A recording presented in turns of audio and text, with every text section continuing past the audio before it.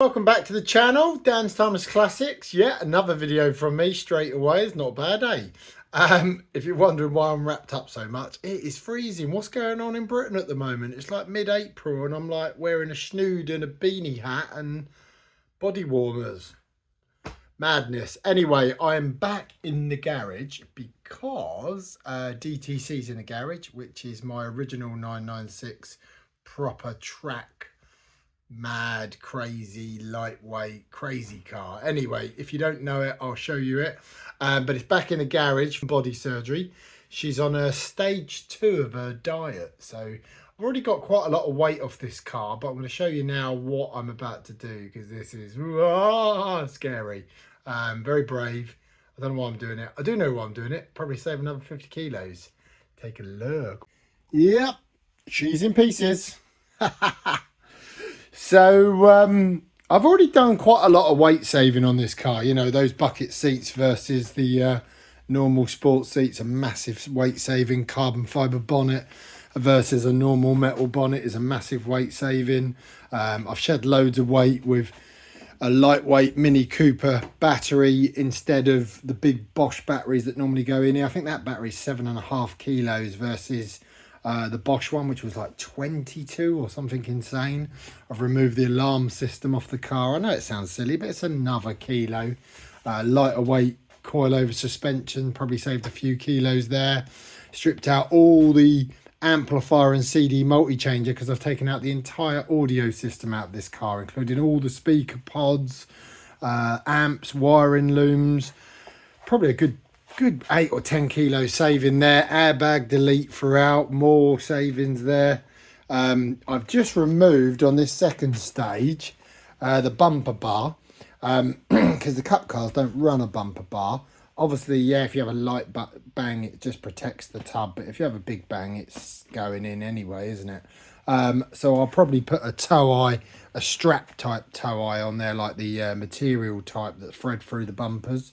I've also removed the headlight washer jet system on this car because I won't be running those headlights as standard. The boot lid, which isn't that heavy anyway. The original taco boot lid is going to be replaced by my new carbon fibre one, which is a couple of kilos lighter than that. And the fans will be a lot lighter, more importantly. Inside the car, there's more weight to save because I'm going to be cutting out that big airbag bracket. Going to be drilling and cutting out some brackets like the rear seat bracket. So none of this is reversible. It's all crazy stuff. But if you want to make a 1300 kilo 996, and this is what you got to do. I'd love to do some carbon fibre doors. They would be massive weight savings. You'd be into, like, if you'd done them and some panels, oh, I don't know, you could probably save another 60-70 kilos off this car. But engine bay stripped out because I'm doing a custom air intake. Not a massive weight saving there. There is some weight saving to come from the engine mounts because they're big, heavy OEM engine mounts. They're full of oil. They're basically oil filled, and I've got Stormsky Racing CNC machined alloy ones. So, you know, these are less than half the weight of those. I think those ones weigh around about 1.5 kilo each side, if I remember right. Well, these are kind of less than the 0.5, so probably another kilo per side saving. I had a massive weight saving on the back, not just from like a rear wiper, because that's only a couple of kilos, but from the exhaust system. I've got the Super Cup system, so the headers come out, they go into cell 200 cats, then they come out and they come out there. There's no rear silencers, brackets, bolts. Big weight saving there on the rear exhaust system.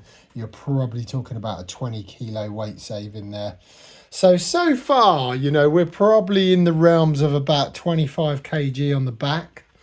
The rear screen's coming out. Been a rear screen and a polycarbonate rear screen is roughly 10 to 12 pounds. So about 6 to 7 kilo saving there. So I'm hoping a total weight loss on the back will be around 30 kg. The total weight loss on the front will probably be a little bit higher, 35 kg, but fairly balanced between them because the screen will obviously go back in. And then the majority of the weight has come out the middle of the car. So the rear seating system, rear seat belts, Carpets, underlay. Some of the carpets will go back in, but not fully. The seats, I had the sport seats in this car, which were mega weight. I mean, they're like over 20 kilos each. Whereas my new seats now, they're 3.5 kilos each. With frames, they're probably knocking 10 kilos a side. So probably across the two seats, 20 kilo saving. As far as the carpets and all the rest go, probably even more than that. So yeah, you know, big weight savings. Like I say, some more metal to come out of here. Loads of other little ancillaries that I've even forgotten about that are to do with electronics and stuff. I've simplified the wiring loom in this car. Lighter than the Techniquip cages, but it's still a cage. It's only a half rear cage, but we are still talking about putting 12-13 kilo in the back there. You could probably fill a whole carrier bag up with a wiring loom on this car that I've taken out. And then the next big weight saving is the roof. So we've already got a carbon bonnet, we've got a carbon boot lid, carbon roof. So this is a sunroof car, and a sunroof car weighs about 30 kilos more from factory than a non-sunroof car, and that's because obviously all the plating in there, the thickness of the metal here is braced for the sunroof and stuff like that. And then of course this is all metal, whereas if you have a non-sunroof car, it is just a tin lid, if you like, that goes over here, because all the structurals are under here. These remain intact.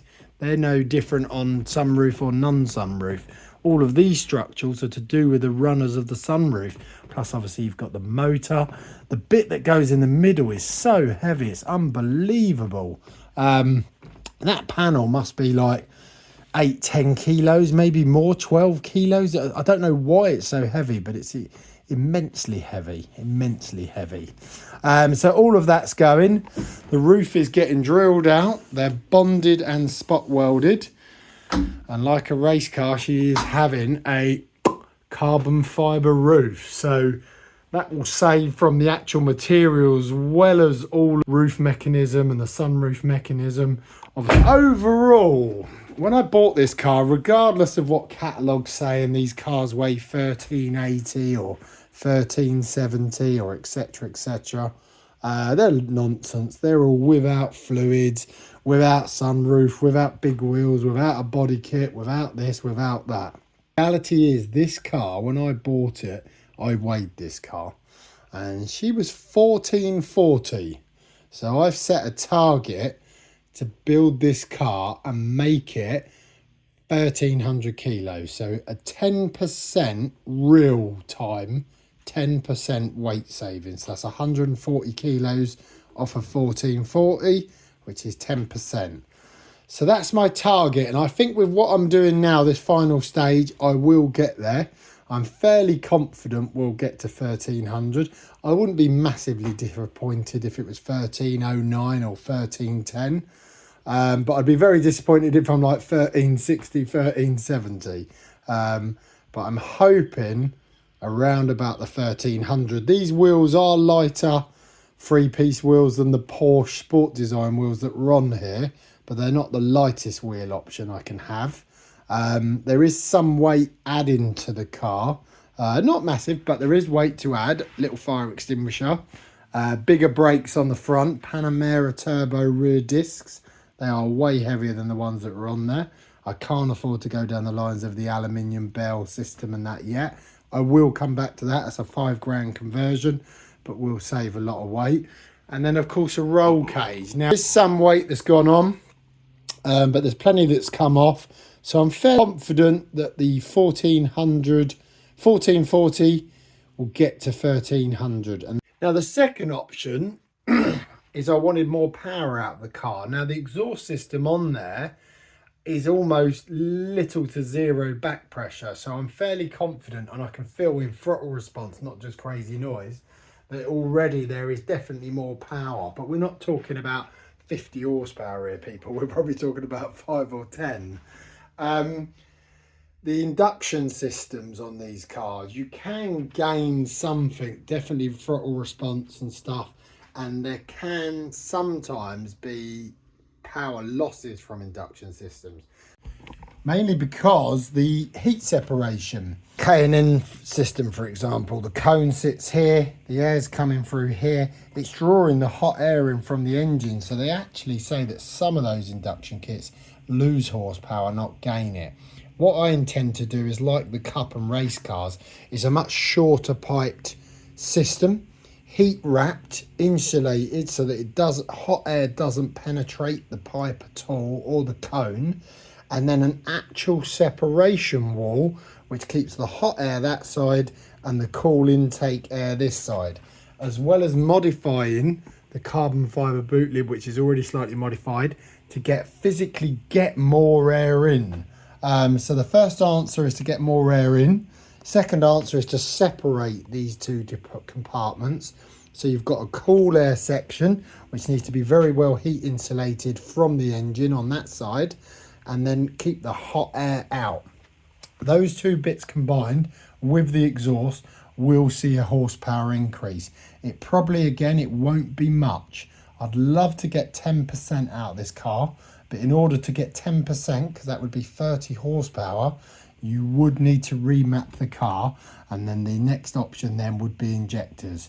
So you'd put a high performance injection system in there, an injector system, which you can buy these injectors, which are much more tunable and mappable, and then have someone remap the car with the better injectors. So then you've got the three elements: air in, better and colder, more fuel in from the injectors, and more gas out. Those three things combined will get you the extra horsepower you're looking for. But until you get involved with forced induction or anything internal, you're never going to see big numbers out of these cars. But if you've got 30 horsepower from doing those three things, you've swam the ocean and you've done very well. So, and if I ended up doing all that and only got 15 or 20, I'd still be happy, because that combined with the 10% weight loss would be absolutely fantastic. I mean, to give you an idea, this car at 1440 kilos and 300 horsepower is roughly 205, 207, 8 brake horsepower per ton. If you was to get this car down to 1300 kilos without any extra power, you'd immediately take the horsepower per ton up to about 235, 240. Now increase the horsepower to 330 and 1300 kilos, you're in the 260 horsepower per ton realms. And that is quite dramatic. That is quite a big difference. So that's the target. That's where we want to be, horsepower to weight.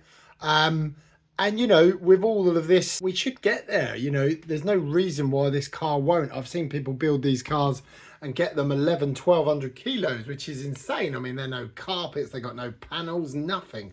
I want a little bit of creature comfort. I am adding the cage. This does add a little bit of weight. But one of the big savings is going to be this roof swap. This is going to be the big saving.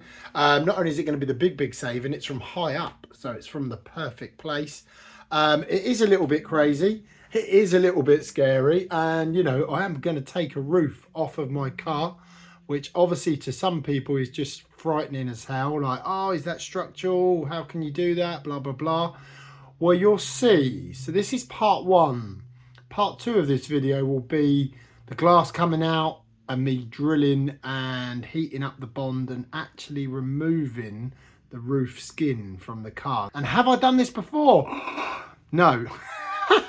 Simple fact, I've never taken the roof off of a car before, but have I taken panels off of cars before with angle grinders, drills, heat guns, bond removal? Yes. So it isn't rocket science, but there is, you know, you don't want to get this wrong. You don't want it wonky. You don't want it looking wrong. It's got to be done right. So I'll go through the process with you as I do it. This is, like I say, stage one is me telling you. So this is the first video. The next video you'll see is me actually doing it.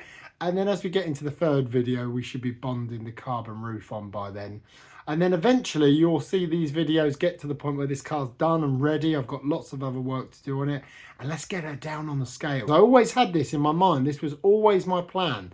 The whole point of this car being called DTC is because this car is my version of a GT3. And that was because it wanted to be a more extreme version. I was going to buy a GT3 and modify it anyway. And I suddenly thought to myself, can I just go and buy an early cable throttle LSD Mark 1 Carrera C2 and make my own GT3, but make it lighter, faster, brake better, handle better? The answer is, let's see. But I think you'll be pleasantly surprised. It's amazing what you can do. Weight is the best horsepower ever, because as I said before, it's not just saving weight going faster because you're propelling metal, you know, and that physical push. Obviously, if you add a load of weight to a car, it's gonna go slower. But also, when a car gets lighter, it gets better at braking, better at steering, better at handling.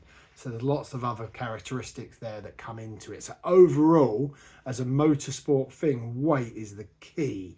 Number one. You can have too much power, but getting it lighter and lighter just gets better and better. And the answer to that is look at motorbikes. 100 horsepower, 180 horsepower, but they'll take on anything. Look at Caterhams, 500, 600 kilo cars, a couple of 100 horsepower max. Wow, Ferrari, Lamborghini destroyers on track. But yeah, hope you enjoyed the video. Remember, like and subscribe. Look out for part 2. This is part 1. It's going to be a couple of weeks, guys, but I'll keep putting some other videos up. And yeah, glad to be back on here and doing my bit. And I'm so glad that the 996 community is just really embracing YouTube at the moment. I'm seeing lots of 996 videos. The TDC boys are doing really well. Similar sort of thing. They've called it TDC instead of DTC. They got their little thing going with their car. They're tracking it as we speak. So yeah, you know, and Trevor's doing really well, rolling slow media with these 996 and Porsche videos. So I can see a lot of people watching this video, watching TDC's video and thinking, should I go and buy a Carrera Aero kit C2 and have a go? Yes, you should. Get it done. Bye for now. Catch you later.